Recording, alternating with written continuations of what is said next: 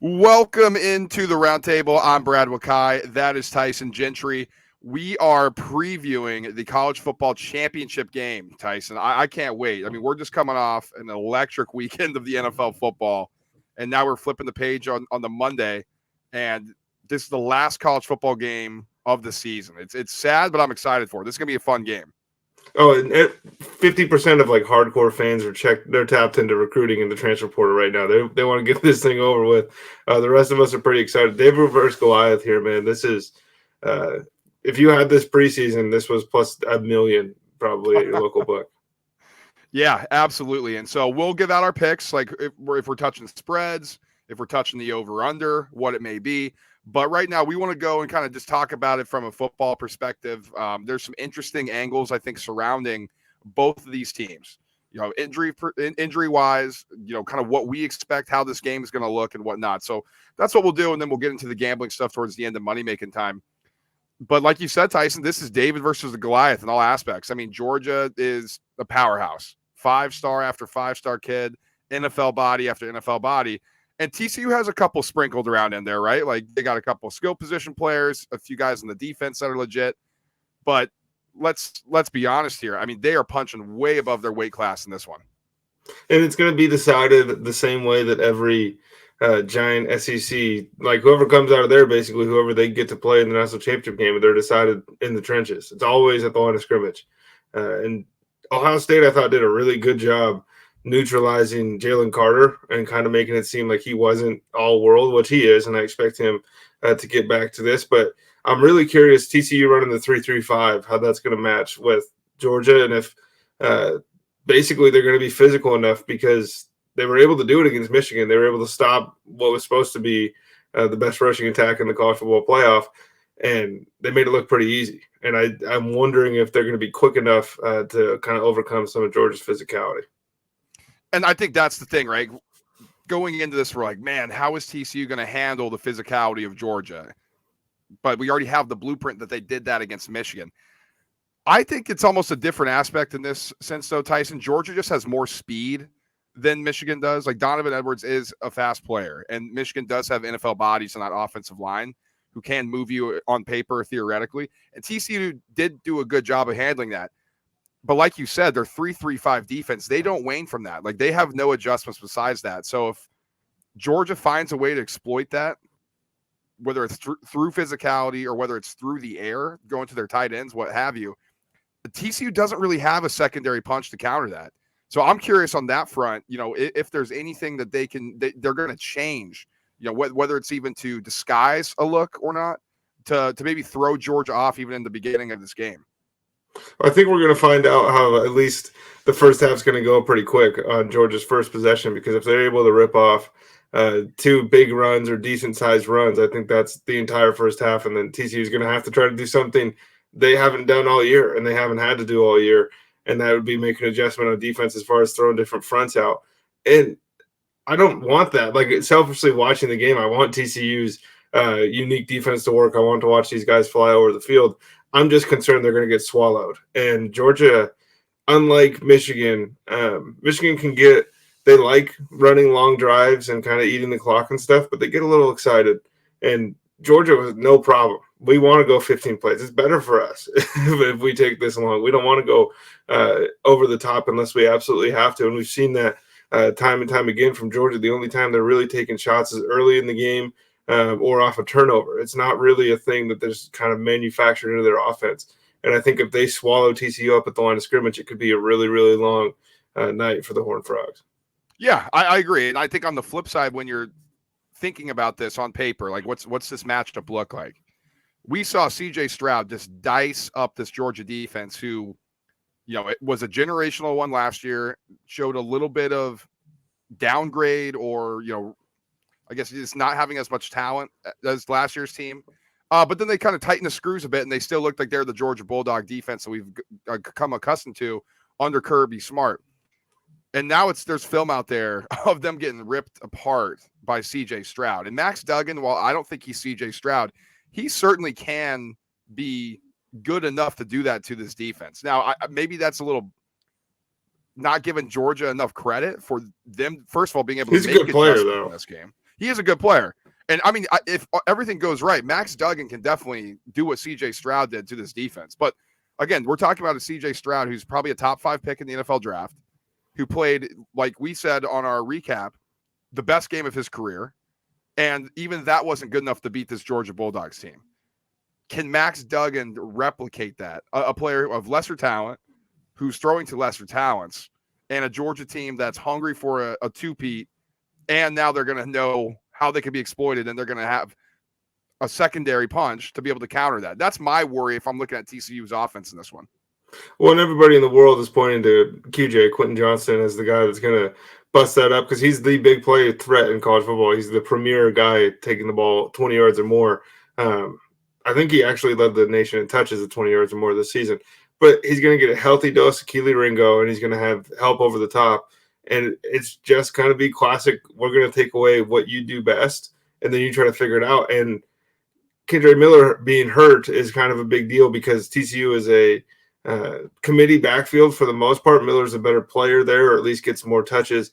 But they feed off of each other really well. And if he's not at a full go, that could be dangerous because then it really is just all coming down to the quarterback. And by the way, dude, how fucking insane is it that these two were Heisman finalists this season and they're playing each other in the national? This makes no sense, dude. Duncan wasn't even the starting quarterback at the beginning of the year. I know, it's crazy. And it truly is. And like little injury updates, because you mentioned it, like Kendre Miller, the star running back for TCU, questionable. I think he's going to play. Sonny Dykes said that he went through their walkthrough on Friday. It's been he's playing or he's out. Like, it's just questionable, right? That's all we know about it. I do think he's going to play. I think he's going to play in limited spurts. There's going to be certain packages and instances he'll be in the ball game. I honestly think he'll become the goal line option. Like, he's going to be able to burst through for a couple, 3-4 yards when they get down there. I don't think he's an everyday one in this game. I don't think he's going to be healthy enough for that. Now, on the flip side, Georgia's got a little bit banged up in their matchup as well. I mean, we mentioned the tight ends, Darnell Washington. He had an ankle injury in the Ohio State game. I see he's still listed as questionable. That's really, Kirby Smart saying they're hoping to get him out there and ready. That doesn't seem too positive, but I do think he's going to play, probably similarly in very limited roles. Linebacker Chaz Chambliss, he's probable with the knee injury. Said he feels good in his preparation. And right tackle Warren McClendon, also another knee injury. He said he's probable as well. So about as healthy as you can come into this game, Tyson. Obviously big name players for both sides on that injury report. But other than that, I mean, it's not like anybody got too banged up they're going to be absolutely missing in this game. No, the people you want to see out there are the people that are going to be playing football, which is pretty cool. Hopefully that's the way it goes all game long. There are still people that are pissed off that Marvin Harrison Jr. only got to play a half. We might have a whole different national championship right now. Okay. Let's move into Money Makin Time.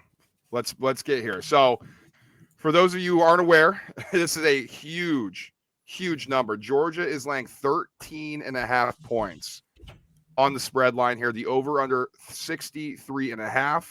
The money line, if you just like Georgia to win outright, it's minus 500. So you got to lay 500 to win 100.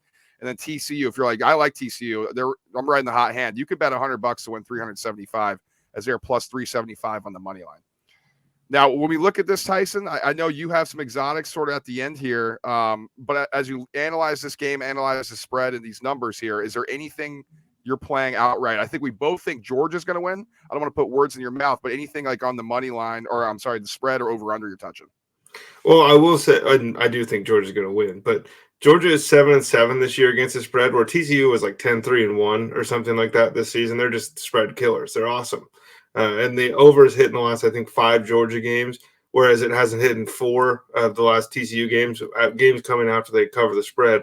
And 63.5 feels like a big number. I like TCU to cover. I would caution anybody that's looking at the money line right now, just because since the inception of the college football playoff, there's been 8 teams that were 9.5 point or more underdogs, and they are 0-8 money line. So you might like them to cover the spread, but they would be bucking a pretty decent sized trend here. And I know it's only 8 games, but that's the sample that we have, and these are always good teams. And it just seems like they run into the best one every year, sitting here at the end. Yeah, and I mean that's a popular pick. I mean, 75% of the bets on here at FanDuel are on TCU, and I don't want to be the Grinch here. We're past Christmas, but listen, man, it's Cinderella. It's over. I think Georgia's just going to steamroll TCU here, and I've been not anti, but picking against TCU pretty much the entire season. Been getting my ass kicked by TCU as you just rolled out the Both spread of us. numbers. And I'm doing it again. Fuck it, man. New year. I'm rolling with Georgia. I got to get one back. The year of the cover for TCU was in 2022, not in 2023 when Georgia just steamrolls them. In all honesty, without the bet, I just think they're too big and too fast for TCU. And we've been saying that for a while about this TCU team, but this is a different beast, man. Like Georgia is going to be the best team probably any of these players will ever face, except for the kids going pro. Like that's just fact. And I don't think they're going to be prepared for it. I don't think they're going to really know what that speed and talent looks like until they're actually on the field. And by that time, Tyson, I think it just may be too late. And I think the biggest thing in this game that I haven't heard mentioned a ton when people talking about it, maybe I'm just not listening to the right people, but Georgia's number 1 on offense and number 2 on defense in the red zone this season. TCU is above average on offense and fairly mediocre on defense. And if it's a lot of field goals for TCU, and I think they might be able to move the ball between the 20s, but once they get in there and they're going to find out that they can't score. And if Georgia's going down and scoring touchdowns, this could turn ugly really quick. And that's kind of my concern at the plus 13.5. It's just like, I just think Sonny Dykes covers numbers, brother. Yeah, that's what he does, man. That's what he does. Okay, let's get in some of these exotics, Tyson. I know you were looking at a couple. You have the player props as well for those accessible or able to access it. I can't in New York, so maybe I'll ask you a couple questions on a couple of these numbers. But lay out one of the exotics that you're looking at. Well, one that I liked a lot, actually, at plus 175, is Stetson Bennett and Max Duggan to combine for 500 plus passing yards and to combine for 4 plus passing touchdowns. I just like Stetson Bennett at the end of the game, you're watching the whole time and you don't even realize that he's going to finish the game with 300 yards. And it happens week over week. And I think TCU is going to have to play catch up. I think, honestly, Max Duggan could account for more of those yards. But Brock Bowers is going to get in the end zone. TCU is going to manufacture points at some point. And I just think 504 is a pretty low number based on what we've seen from these two throughout the year. Yeah, that's interesting. At plus 175, too, I think that's a pretty good line. I mean, it's kind of hard to compare when you're just throwing a bunch of college parlays and seeing if that'll spit out this number. But, plus 175 seems good. You're getting some positive juice on there. Tyson, what's Brock Bowers listed at? For over-unders? Yeah, for yards if it's on there. Let me get that pulled up here. Sorry. Oh, you're good. They got too many player props going. His over-under is 62.5. Okay, I like the over in that. I don't know. Brock Bowers to score a touchdown is minus 400 right now. Oh my goodness! Yeah, well, I think definitely minus 185. Sorry, I was looking at Kenny McIntosh, but minus 185 for Brock Bowers. That's a little bit more easy to stomach. Oh, okay, minus 185. Well, I think he's going to score, and I think he's going to go over this number. They have to get him involved, especially with Darnell Washington, who I know is not necessarily a true target in their offense, but Brock Bowers, I think, is the X factor here, and I expect him to have a big game, and I'd be looking at him, quite honestly, as a potential MVP as well. Well, speaking of MVPs, Brad, Brock Bowers at plus 750 right now, but is there a bigger no-brainer on the board than Stetson Bennett at plus 125 to win offensive MVP of the national championship game? If Georgia wins this game and he's the quarterback, he's going to get the award. Absolutely. Like Bowers would have to have 3 touchdowns and 200 yards, I think, to win it. And they wouldn't be able to throw it to anybody else. Right. It'd have to be Brock Bowers is the offense. Yeah, so that's what I'm thinking, maybe your boy Kenny McIntosh, let's say he just rips it off. If Georgia has a huge game on the ground and he's running for 3 touchdowns or whatever, that could be a possibility. But at plus 125, I mean, if you think Georgia's minus 500 to win, if you think that's going to happen, that's a high implied probability. There's a good chance that Stetson Bennett is going to be the catalyst for that. And plus 125, that's almost that's a great plus EV bet in my opinion, Tyson. Take half the money you were going to put on the Georgia money line and put it on the Stetson Bennett to win MVP, and you'll be happy. Another one that I like here, Brad, Kenny McIntosh to have 30-plus rushing yards in each half. I think he's going to get 30 yards quick in the first quarter, and then I think Georgia might be up by enough that he just has to coast. In the second half, they're going to lean on him a little bit. And I could easily see him finishing this game with over 100 yards. So if I can get 60, I'm feeling pretty good at plus 330. Plus 330 for that? Oh man, yeah, sign me up for that too. I'm with you there. I'm gonna get on that too. So that's basically all I have. I like Bowers. I like that McIntosh prop you threw out there, and I think for an MVP on the Georgia side, I'm taking Bennett. Dark horse is going to be Brock Bowers. What's TCU? I mean, anything on that side? Anything else that you like exotic wise that you want to discuss? Not really in the player props. I just felt like a lot of them were paired up with it's the 500 total yards or whatever, and I wasn't a big fan. I will say, if you wanted like a real exotic for the national championship game for the MVP, it would be to find somebody that you think like a Loud McConkey, somebody like that could just throw things out of whack. Those are the only ones at plus 2,300. Like if you're going to take a shot, you might as well take a shot on the guy that has a chance to show up at a big moment late in the game and leave an impression, because if this game is close, Stetson Bennett is throwing the ball as Lad McConkey. I think the last one to mention here for an exotic perspective for me, each team to score 1+ touchdown and field goal in each half, plus 650, maybe worth a flyer. I don't know if you think it's going to be a high scoring game, that could be just a fun one you're rooting for, a field goal and a touchdown from each team in each half, something you can sprinkle and then see what you like there. I can't wait for this game though, Tyson. I mean, I think it's going to be a fun one. I think Georgia's going to blow them out at the end. I think for a while it's going to be. Are you cheering for TCU? Because I'm cheering for TCU. For Georgia. Oh, come on, dude. I'm the Grinch, man. I told you, I'm ready to be the Grinch this season. I should have known. I watched you cheer for the Patriots for like 10 years in a row. Yeah, so we'll be back to kind of break everything down, Tyson, put a bow into college football season. I can't believe it's gone. And then we're going to get right back to work because we had a fucking great preseason analysis, win totals. We're going to be better on conference this year or the next year, but we had a great preseason win total numbers, and we're going to be going back to the lab and grinding that too. So this is our second to last probably college football episode for now, man. I can't believe it.